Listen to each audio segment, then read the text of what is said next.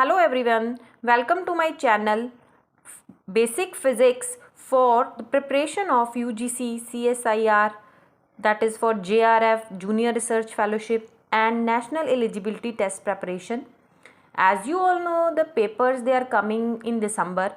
You have to prepare the basic physics so that you can clear this exam really well. I will discuss some of the important topics in this channel. I hope it will be helpful to you. The first topic that is related to physics, that is a classical physics first, is canonical transformation, जिसके ऊपर base exam में question पक्का आता है, that is canonical transformation. This is the most important topic, I think, canonical transformation in the classical physics, from which you get surely one or two questions and you can score good marks if you have a basic understanding of this topic. So let us discuss what is canonical transformation. अब transformation से अगर मैं बात करूँ क्या होती है transformation, मुझे पता है कि मेरे पास दो कोऑर्डिनेट सेट हो गए, तो मैंने एक कोऑर्डिनेट सेट से दूसरे कोऑर्डिनेट सेट में जाना है. जैसे मेरे पास ये P होता है मोमेंटम, Q होता है पोजीशन, तो मैंने नए सेट में जाना है, तो मुझे एक ट्रांसफॉर्मेशन लगानी पड़ती है. कोऑर्डिनेट फ्रेम से एक फ्रेम से दूसरे फ्रेम में जाने के लिए एक ट्रांसफॉर्मेशन लगती है, उसको बोलते हैं CT, that is canonical transformation in the classical physics, right. तो अब बेसिक इसके पीछे क्या फंडा है, हम एक फ्रेम से दूसरे फ्रेम में कैसे जा सकते हैं, एक कोऑर्डिनेट सेट से दूसरे कोऑर्डिनेट में कैसे जा सकते हैं बाय कैनोनिकल ट्रांसफॉर्मेशन, या ये कैनोनिकल ट्रांसफॉर्मेशन क्या होती हैं. आइए अब हम पहले इसके ऊपर एक रिव्यू डालते हैं, फिर इनके बेसिस पे कैसे न्यूमेरिकल पेपर में आते हैं वो सॉल्व करेंगे, जिससे कि आपके जो मार्क्स हैं वो एकदम से श्योरली पक्के हो जाएं कि आपको वो मार्क्स मिलने ही मिलने हैं if you solve it right. Okay, so see dear students,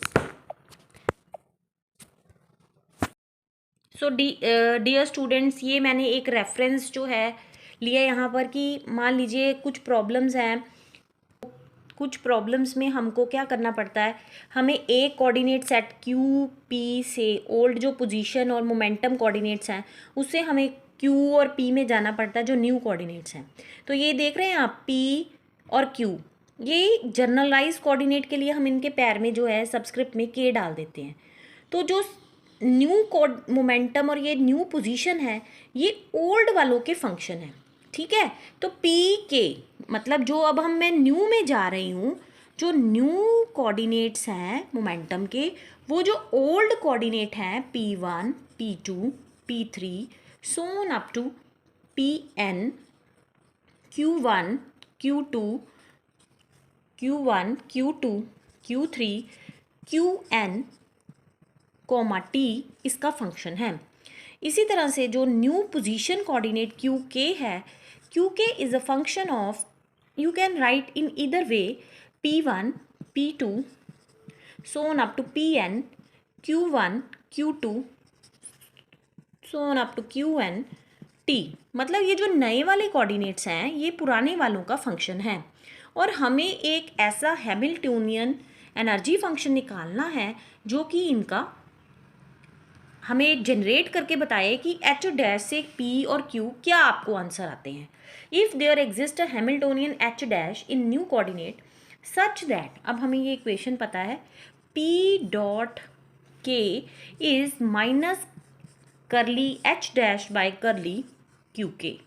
means जब मैं हैमिल्टोनियन का partial derivative with respect to position करती हूँ और उसको माइनस करती हूँ तब मुझे पी के डॉट मिलता है, ठीक है. ये मेरी एक इक्वेशन होती है, और जो मेरी दूसरी इक्वेशन होती है वो होती है क्यू के डॉट इज इक्वल टू करली एच डैश बाय करली पी के dot.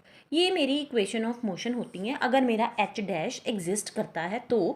Where where what is H dash, हमें पता है it is what, P Q dot minus L. So अब नए कोऑर्डिनेट में क्या आएगा, पी क्यू के dot minus L dash, where delta L dash D T is equal to 0, ठीक है.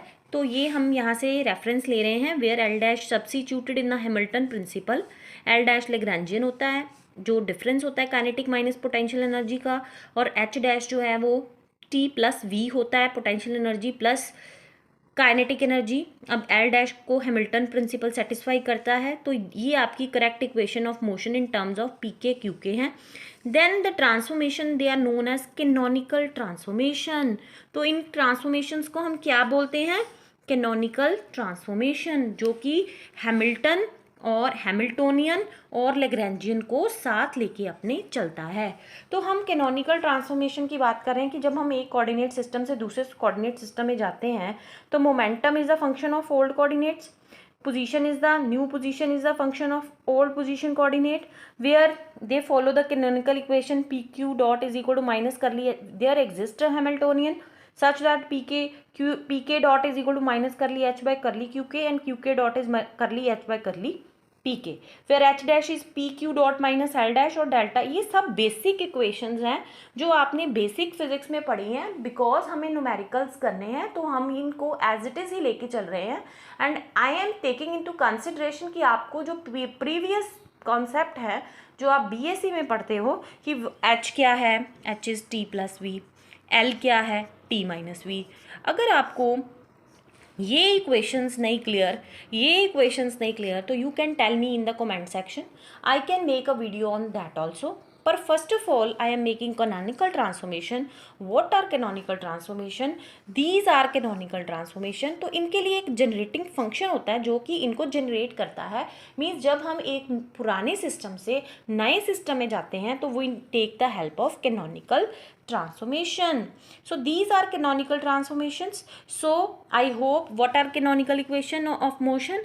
These are the correct equation of motion in terms of new coordinate. Then the transformation equation 1 means these equation, they are known as canonical transformation or contact transformation. तो अगर आपको मेरा ये पढ़ाया हुआ content सही लगता है तो you can tell me, you can subscribe my new channel Basic Physics for UGC and CSIR net preparation, so we can go in a long way. Thank you so much. Have a wonderful attempt. Thank you.